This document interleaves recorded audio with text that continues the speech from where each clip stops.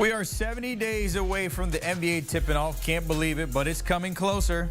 Some of those names that we missed not too long ago, SGA of the world, new champion, LeBron James and a few of those rings, and Steph Curry along with Kevin Durant finding a new home in Houston. They're slowly coming back into our lives. By the way, the NBA will send the new look Rockets featuring KD to OKC's old stomping grounds for ring night, and then finish the night off with one more opening night game between LBJ and the Chef. Take a look at it there. That one at 7:30 when it comes to the Rockets heading to OKC. And then, of course, the Warriors at 10 Eastern. LeBron is 13-12 versus Steph Curry when it comes to all that stuff. Take a look at this opening week here. Starts on Wednesday, October 22nd. We start out in the East. The Cavaliers taking on the Knicks at 7 Eastern, then follow up with a Texas two-step. You got the Spurs and Mavs at 9:30 Eastern. Then that Thursday, we get a rematch of the NBA Finals, OKC and the Pacers at 7:30. And then 10 o'clock, you get the Joker against Steph Curry out there in the West Coast. That will be something to see. All right, I know one person that's feeling like Christmas morning, Nicole Moss, with all these games out here for us for the masses here. And Ash, let's break this down a little bit, starting with that new look Rockets team, and one name we know why he's there, Kevin Durant, looking to maybe see his old team raise a banner. And ever since that kind of came out, going back to OKC with Houston, let's just say the Twitter fingers have been happy for some fans, but we know KD has fingers as well. He actually responded to some of that criticism when it comes to trolling. Take a look at this. I troll fan bases, especially the Warriors, Nets, Suns, and Thunder fans, some LeBron fans too. The ones who I determine are emotional about me tweeting and existing. We're going to say I like to continuously act like a 7-year-old to irritate them. My goal is to have troll floods their mentions for weeks. I mean, Ash, we've talked about, of course, when it comes to KD. He loves to comment. He's never been shy to respond to fans. Your thoughts on those words there from KD?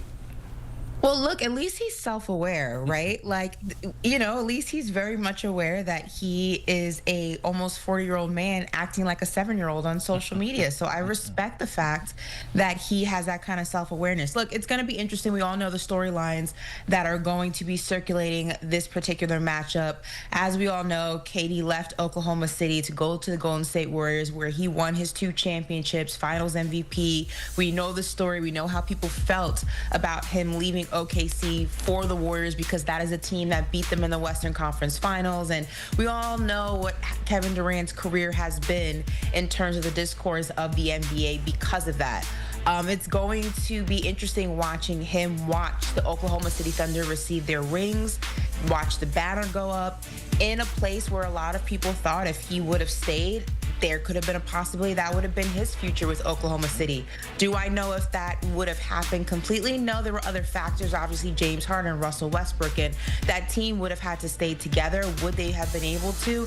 Only time would have told that story. But everyone's going to play that what-if game and, of course, use that to stick it to Kevin Durant in the way that people love it to stick it to Kevin Durant. I'm interested to see also what this new look Rockets team is going to look like. I don't expect them to be the most perfect version of themselves. It is opening night. Emotions are going to be high for both teams. I think, obviously, Kevin Durant's going to have his emotions. I think that the Oklahoma City are obviously going to have their emotions. But I'm interested to see what this Rockets team looks like as a unit, with Kevin Durant kind of leading the charge in that sense. We talk about the Rockets. We talked about it last year. They were missing that one piece, a bona fide scorer, and now you had that with Kevin Durant. We saw what OKC did, winning the title there, SGA. They're all coming back. Everybody's signed and happy. Yeah. And right out the gate, if you're the Rockets, you get a true test to prove that you are a contender with the champs. What would that matchup look like? You know, again, we are talking about an Oklahoma City Thunder team that has gone through the trenches of growing and the ebbs and flows of what it takes to become a championship team, right? It's one of the reasons why I believe the Boston Celtics ultimately won a championship. It's because they've lost together, they've won together, they've gotten close, but not close enough. And I would always give the credit in the matchup to a team that has chemistry together, right? Preseason, preseason, training camp, off-season workouts are not enough to carbon copy what the Oklahoma City Thunder are going to bring into this matchup. Now, whenever you have a championship night, a banner night, sometimes you get a team that has a little bit championship fatigue, and you get a team that is high on the emotions of watching the banner go into the rafters and getting their rings and their family being there. And just a reminder, like, guys, we did it. We brought a championship to the city of Oklahoma City. So maybe that leans a little bit heavier in the Rockets' favor in terms of this particular matchup. But if you're talking just team to team on paper to paper, I'm obviously going to always give the edge to OKC. They're the champions, and those guys know each other. Thunder look happy. We saw the parade. I'm pretty sure everybody's a lot sober now, and they will be opening night between those two. That second game is the battle of GOATs. You got Bron and Steph. It's pretty much a staple the past 10 years, no matter what roster LeBron is on. Of course, he's 13-12 against Steph in the regular season, but Steph has the okey doke in the postseason. But your thoughts on what we could see with these two, the dynamic, of course, with Luka now a little slimmer on that side. Yeah, it's slim Luka. It's bounced back. Your ex used to call you fat, and now here you are looking like a slim queen, or king in this sense. You know what? This for me, I'm not expecting just bona fide championship performances from either team. This for me is truly just nostalgic because we don't know how many more Steph and LeBron matchups we're gonna get. Obviously, you have Jimmy, you have Draymond, you have Luka, you have other big names, but I think the selling point of this matchup always is Steph and LeBron. Two members of the Avengers, two members of multiple Team USA. Well, not for Steph, but in terms of LeBron, Team USA royalty. And this is a matchup, like I said, we don't know how many more of these we're going to get, especially with these guys continuing to get older. LeBron's future as a Laker kind of up in the air, his future in the NBA up in the air. I know that Steph Curry said recently on an interview he's nowhere near done, but you know, mindsets change, and I just think that as basketball fans, we really have to just relish in when we get these matchups, because they're going to become far and in between as we continue to go down these years in the NBA. We have seen LeBron in the offseason trading. Steph, I believe there's a video of him now actually running with the weighted vest out there in the mountains. So both of them, as you said, they're nowhere near done. So that is opening night. I want to get to some of those holiday games that we always kind of look forward to, especially the Christmas Day game starting out there, which is always the NBA's day, as we like to put it. Starting out with your Knicks against the Cavs here, Spurs and Thunder, Mavs, Warriors, Rockets, and Lakers, and T-Wolves and Nuggets. And then outside of that, MLK Day is always another one when it comes to all the holiday games. And you see it here, Bucks and Hawks, OKC and Cavs, and your Knicks running it back there with the Mavs, and then the Celtics and Pistons. But out of those two holiday slates there, give me maybe 2 or 3 games that's catching your eye. All right, let's pull up that Christmas Day slate for me. Obviously, it's the Cavs and the Knicks, because that is going to be the Eastern Conference Finals preview, with the Knicks reigning victorious going to the NBA Finals. So that's obviously high on my list. I'm actually also, I think Rockets-Lakers will be fun. You have KD, you have LeBron.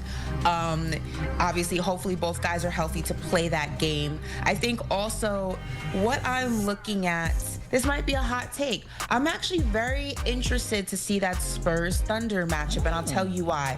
Obviously, Dylan Harper, now a San Antonio Spur. You have Wemby coming back from injury. I think these are two teams that are on very different ends of the spectrum. Obviously, you have the Thunder. They are a team that has already won a championship. They're trying to win several more with their unit, which is why they paid all their guys. And then you have Wemby, and you have the San Antonio Spurs, a team that is building in that direction, a team that this front office really believes Wemby is the focal point of bringing a championship back to San Antonio. So two young teams kind of fighting for the same thing, but on very different timelines. I'm interested to see that matchup for that reason. If we go to MLK, which is always a weekend of basketball that I absolutely love, or a day of basketball I absolutely love for a multitude of reasons. Obviously, Cooper Flagg, the New York Knicks, Jaylen Brunson. You already know if I see the Knicks on the slate, I am always picking them. I don't know why we're not on prime time and we're on 5 p.m. because the Boston Celtics are definitely not a better team than us this year. So I'm not quite sure why we wouldn't get the 8 p.m. slate. But of all the matchups that are slated for MLK Day, you know I'm rolling with the Mavs and the New York Knicks, baby. Welcome to the Garden. All right, I thought we could have saw that Thunder and Cavs. That would have been a repeat of the Cavs that they were supposed to do in the finals, but that, of course, that didn't happen. Outside of that, Ash, we got to get to some business when it turns to some of those free agents out there that I thought the Knicks would actually try to pick up. And Russell Westbrook, there seems to be a report he may be heading to Sacramento. What does he look like, the Brody there, in that addition to the Kings possibly? Yeah, I mean, look, veteran point guard, veteran leadership. Everybody who's ever played with Russell Westbrook, despite what there have been, or the reports that have been in the media throughout his career, he's very well liked. He is a guy who comes in to work, and you saw what he was able to do with the Denver Nuggets. Obviously, he is not Russell Westbrook of Oklahoma City, but he is a guy who still gets in and does the grunt, the dirty work, if you will. And when you put him in the right position, he is a player that can really make an impact, even if it's in the smallest of ways. So for me, Sacramento is kind of the best landing spot for him. Now, it's going to be interesting because Sacramento also has their eyes on Jonathan Kuminga. So I think that they're kind of waiting to see what that decision ultimately will be before they make the move on Russell Westbrook. Now, they got a lot of guards in Sacramento. So apparently they have a love affair with guards, which is why Russell Westbrook is even on their list to begin with. Some of the other teams I think that you can keep an eye on if Sacramento does not work out for Russell Westbrook. I think Milwaukee's interesting. Obviously, they are in a weird position. They're kind of throwing everything at the wall to keep Giannis happy, even if it's just temporarily. They're that husband that keeps calling a marriage counseling to satisfy their wife, and it just puts a Band-Aid on kind of, a bullet wound, but it keeps her happy just enough to think he's trying to change. I think that's what Milwaukee is doing. And then the Knicks have a final spot. They're looking for a vet. Obviously, Ben Simmons is a name that has been circulating. Russell Westbrook obviously would not be able to get paid the money I think he's looking to get paid, which is one of the reasons why I think he ultimately did not stay in Denver. I think he's looking for a little bit of a higher paycheck. If that's the case, the Knicks obviously would not be a fit. But if he wants to go to a team that has a very strong possibility because of how depleted the Eastern Conference is this year of going to the NBA Finals, and he's willing to take a pay cut to do that, I would definitely look out for the New York Knicks as well. I'm not surprised at that at all, Ashley. I was just hoping that CP3, we saw what he did, went back to LA. Dame went back to Portland. I mean, I would love to see Russ going back to OKC, but probably likely will not happen there. Outside of that, you mentioned something, Jonathan Kuminga, the name that's been floating around. We thought he was going to be traded last year. We thought he was going to be traded during the trade deadline. All season is here. Nothing has happened. Is there a resolution here outside of maybe possibly still staying in Golden State?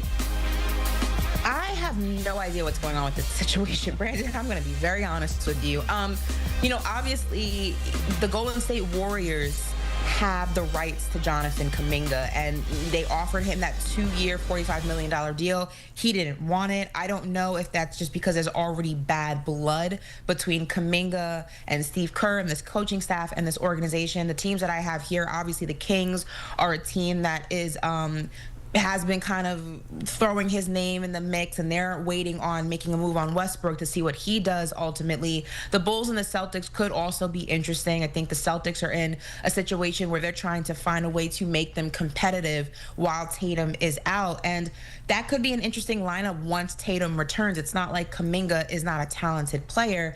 It's just that we haven't really seen that talent develop and flourish in the ways that we would have liked, because he's kind of been buried in the rotation of the Golden State Warriors for whatever reason, which makes you believe that may be part of what is preventing him from wanting to remain in Golden State. He probably does not have faith in Steve Kerr and in that coaching staff to utilize him in the way he wants to be utilized. That's kind of been the contention of that relationship, which is, in my opinion, what the holdup is on him signing this deal that was offered to him. So Kuminga's just been kind of the conundrum in the NBA, if you ask me. It's in 1 minute, it's like, if you don't want her, let her go. But like, obviously you don't want her to see her happy somewhere else. So it's like, I'm going to hold on to her by all means necessary. Another relationship analogy in case anyone was wondering.